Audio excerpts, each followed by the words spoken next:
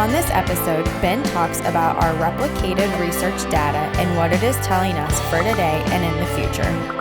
Turk updates us on weather in this week's market report. Our regional sales manager, Kent Muntz, joins us for the first time and talks about some incredible soybean yields in southwest Missouri. Hi, this is Joe Merschman. Welcome to Cup of Joe, episode number 15, season number 3. Today we have Ben, Turk, and we have a guest speaker, Kent Muntz. Kent Muntz is the regional sales manager for all of Missouri except for the Boot Heel and also southeast Iowa and eastern Iowa.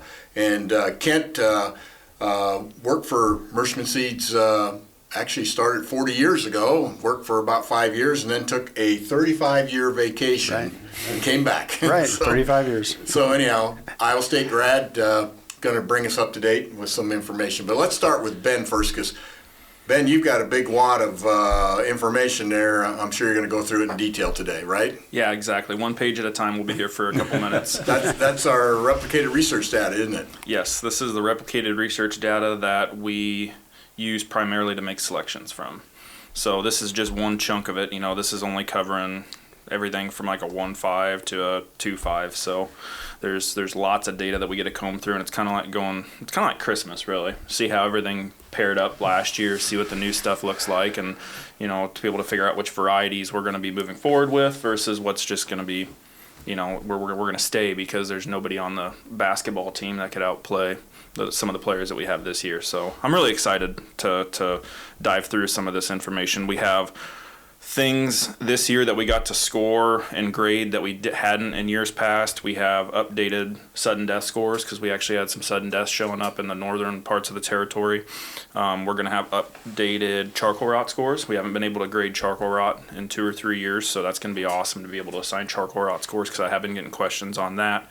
Standability, because of the June we had, we're going to have really good standability scores on this that are going to be a little bit different than what we've seen in the past too. So I'm excited. Well, the big question is, you know, do you have any comparisons to Extend Flex? There are comparisons to Extend Flex in here. So how'd we do? It's not the trait, it's the germplasm. We're the LLGT27, the E3, and the Extend Flex all fare out about average. You know, when you have certain products that are above average, certain products are below average.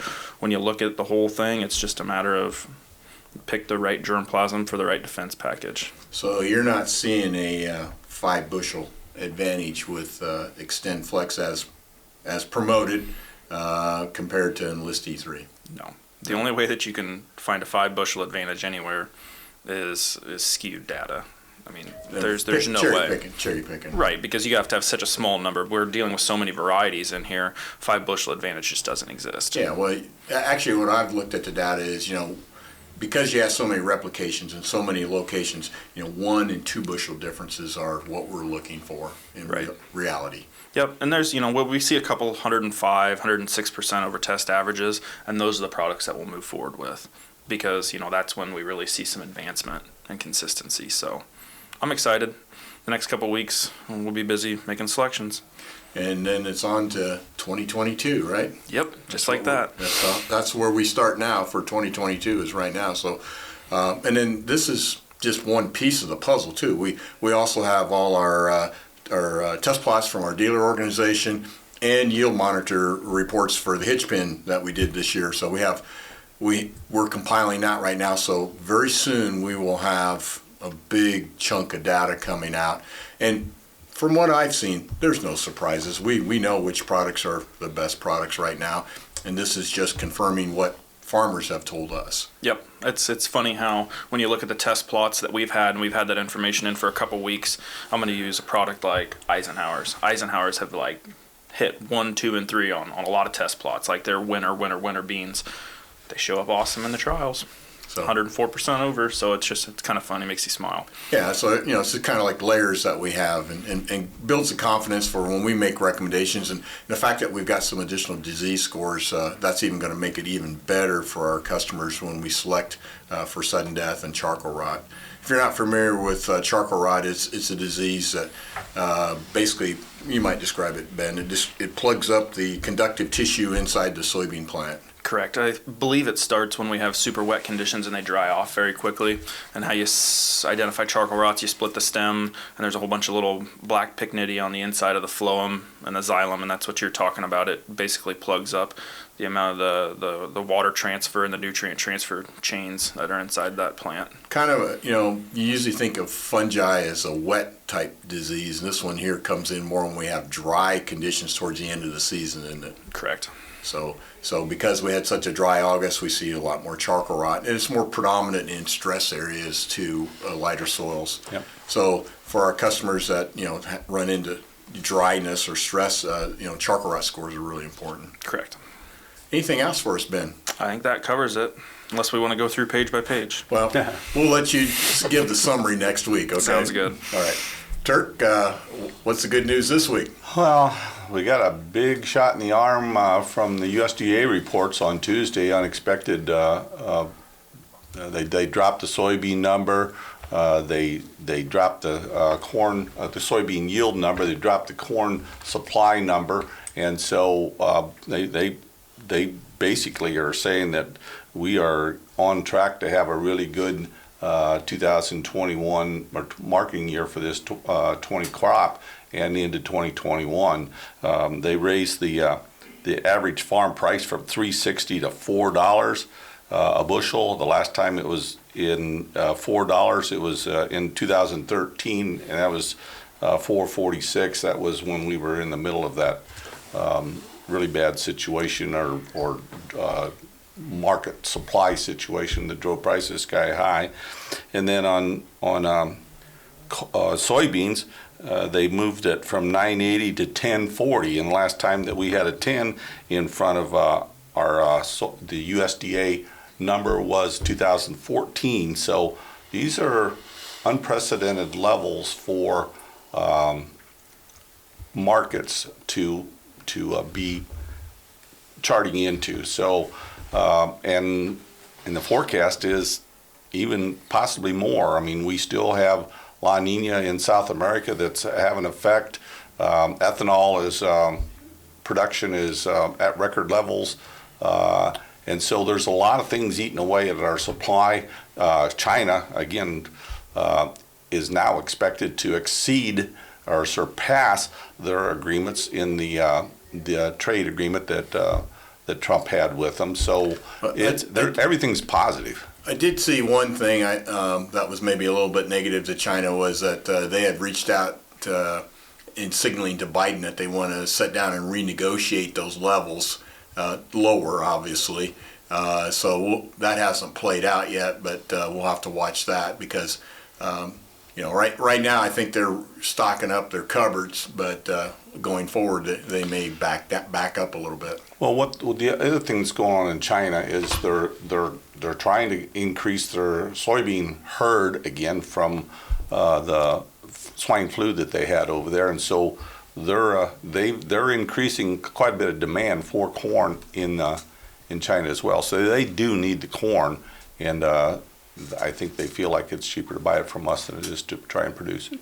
Yeah. So basically, because of the virus, their pig levels were way down. Now their herd's coming back up, and so that's going to make the demand come up too. And that'll also help soybeans as well. So everything looks positive for the next year or so as of today with the soybean supply and the prices and corn supplies and prices. So it's all positive. Yeah, and I've heard that volatility is something that we're going to have to get used to right now because every time they get a rain in Argentina or South America, it's going to make that market dip, and then it just depends on how much it drops. But volatility is going to be the name of the game, but it's going to create opportunities to look forward and maybe lock in some profits for next year. There's a 4 in front of every single Board of Trade commodity month. So and there's an 11 in front of every single month, clear to the new crop year. So and they're mid to upper tens. So good things there. So if farmers liquidate some of that crop, last year's crop, and convert that to cash, they can reinvest that cash by taking advantage of our cash discount. which, we can do it in December or up to January 15th, the same cash discount. So definitely check with your local Merchman seed dealer and see how you can reinvest that and even make that sale of grain even larger. And if you need financing too, we have the John Deere finance option too with 0%. So we've got ways for farmers to take advantage of the lower seed prices that we have right now. Farmers should definitely get a hold of their accountant and do a little pre-year tax planning, because they will be very, very surprised when they look at their numbers on how much money they've received from the government and with these up in commodity prices, what that's going to do to their bottom line. Well, it's never bad to pay taxes. That means you're making money. We don't like to pay taxes, but it's something that does say that things are more positive than it is showing that red ink. So that's good news. Anything else, Turk? I think Indian summer is over. It is this morning. It's pretty chilly, and it sounds like we're going to be back to more normal temperatures moving forward here. Which again, anytime after the middle of November, you can expect to see some snow every once in a while, and hopefully we can get things wrapped up before Thanksgiving, which is usually signals the end. If it snows after Thanksgiving, it usually stays. Yeah. So good point. Well, Kent, I know you've been sitting on the edge of your seat since we asked you to come in, because you've got some really good information over us. As you've been working with your area sales managers, you've been talking to farmers, and they're telling you about their yields, and they're pretty incredible, aren't they? I think I have some incredible news this morning. Missouri, like Iowa, had a wet spring. And as the days click by in May, and whether you're in Iowa and Missouri and the days are clicking by and you're not planting anything, you start getting nervous, don't you? So, and then we got into Missouri about the end of the first week in June. Finally, the sun came out and crops started getting planted. So you always think, I'm into June, I'm going to lose some yield. And I absolutely saw just the opposite of that. So I've got some really good comments to make about what I've been seeing. I've been going down into my Missouri territory every week. And so, for example, Rick Hayes in Brunswick, Missouri, Merchman dealer for a long time. 77 acres of Austin's averaged 74 bushel. wow. Yeah, true story. Lebadia, Missouri, seed dealer there at the plot. Denver's 82 bushel per acre. So now these are all June planted beans. So like I say, in your mind, you have a feeling it's getting into June. I've already lost some yield, and I saw just the opposite of that with the Merchman varieties. So I got the best story coming up right here. A seed dealer, Jesse Medlin, is down in Lamar, Missouri, which is Barton County. So as I've been traveling down there, this time I had David Williams, our area seeds manager from Pilot Grove, Missouri, accompany me. And we like to get out of the office and we love to go ride in the combines. It's just the best time of year to get in that combine, call ahead, got to call ahead. And when you pull up the field and they're ready for you, they open the door and say, get the heck in here, we got to get going, we're burning some daylight. So. And then you have a nice conversation. You watch them harvest their Merchman soybeans. That is just the best time of year to do that. So when we got to Jesse Medlin's house in Lamar, Missouri, he was on combining. It's 5:30 in the evening or late day. And he said, come on up to the house. Come on up to the house. So went in there, because it's a good story. Went in there and his wife's fixing supper. And of course, I'm a little bit of a smart aleck and I go like this, 2 plates. David and I are here, 2 plates. And she was peeling the taters and the carrots, and she shot me one of those looks like this, like, I didn't plan on you being here. So I didn't get fed, but I got something much better. Well, Jesse's kind of a cool little guy, and he's soft-spoken, unlike me, I talk real loud. And we're having a conversation about his different Merchman varieties as they were, being harvested, and he was writing things down. And all of a sudden, he said, my Dallas soybeans made 110 bushel. What did you say? He said, my Dallas soybeans made 110 bushel. I'm like, I tapped my battery like, are you telling me the truth? He says, yes. We had a 30-acre field, and my grandson was combining, and he started calling me on the phone. He says, I'm up to 100 bushel. Now I'm up to 104. And I said, did he take pictures of the yield monitor? Yes, he took pictures of the yield monitor. I said, I want those pictures. I want those pictures. I want those pictures. So anyway, the rest of the story is I had to wait. I didn't get the pictures of the yield monitor showing 116 bushel Dallas soybeans. And list Dallas soybeans making 116 bushel. So I kept texting Jesse, I don't have those pictures yet. So finally last Sunday night, about 10 o'clock at night, my phone starts lighting up and all these pictures pour in. And Alex will attach those to this cup of Joe. Now, we need to tell the whole story, okay? It was a couple strips through the field. Soil types varied. Ben can probably tell you more about why this occurred. The field, 30-acre field, did average 54 bushel, but we had a couple of rounds that made over 100 bushel of Dallas soybeans, and we can prove that. So I have a philosophy about this, and I'm sure Ben could tell us more. These beans were planted June the 10th. Soybean has to germinate, it has to emerge. That takes some time. It stopped raining, it's hot and dry, soybeans love that. He must have worked the ground just right. He maybe planted some corn, he didn't compact the soil, because if you have compacted soil, you're not going to have 116 bushel soybeans. So evidently the conditions fell into place. Now we know that the soybean plant is what's called a short day plant. So where are we? They're planted June the 10th, first day of summer, June 20th, the days start getting a tiny bit shorter. Soybeans are a short day plant. One soybean plant tells the other, did you notice last night we lost a little daylight? So I think is what happens, and Ben can confirm, deny, or change what I'm about to say, is when the days start getting a tiny bit shorter, what happens during growth, you have a node, a flower, and a short distance between. With these Dallas beans, you have a node and a flower, you have a node and a flower. When Alex posts a picture, it looks like a field of wheat. It doesn't even look like soybeans because there are so many pods out there. It is the craziest picture that he will attach here. When I looked at that picture, I thought, is that soybeans? Because there's so many pods out there. This variety tends to be medium to tall, and this thing just, as the days were getting shorter, it's just stacking them up. So I have never ever heard of 116 bushel soybeans. Have any of you ever heard of such a thing? Not in a commercial situation. I mean, it's really hard to raise 100 bushel soybeans. I mean, there's just so many variables that work against you. So, and that's down in southwest Missouri, which the soil types aren't like the prairie soils that we tend to think that we can raise 100 bushel soybeans on. It also busts the myth. When it gets later, farmers tend to think, I need to switch to an earlier variety. I need something earlier because it's getting later.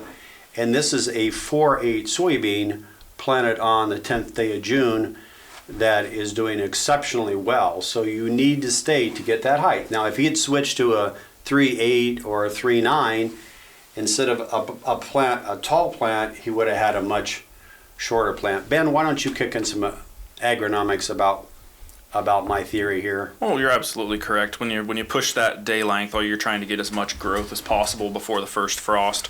So harvestability kind of goes out the window the later you get. If you're chasing yield, the thing you're going to want to do is chase the longest season bean possible, because all you're trying to do is stack as many pods and flowers on that beanstalk as you possibly can, and then more likely than not, that's when the frost catches you and the beans start to mature and you get to harvest after the frost. Yep.